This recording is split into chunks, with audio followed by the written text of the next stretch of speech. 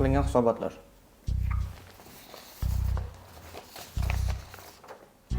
Yo'q, bular bo'lmaydi. Bu yerda aynan qayeri bo'lmaydi? To'liqroq tushuntiring. Bo'lmaydi-da, bo'lmaydi. Ish joyida muammolar bo'lishi bu normal holat. Muhimi muammoni yechimida. Samarali HR sifatida 5 ta qadamni ko'rib chiqamiz. Birinchi, muammoni aniq tushunib olish. Har ikki taraf ham muammoni o'ziga yechilishini istaydi.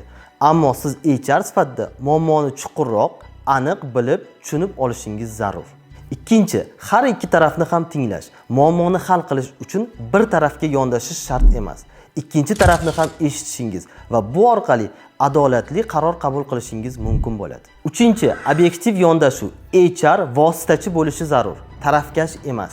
Muammoni aniqlab, unga yechim berish va xodim kompaniya o'rtasida aloqa bo'lishi zarur. To'rtinchi, yechim taklif qilish.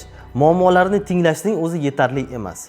Unga konstruktiv yechimlar berish va taraflarni murosa sari yetaklashingiz zarur. Beshinchi, yechimni nazorat qilish. Muammo hal bo'ldi. Keyin nima bo'ldi?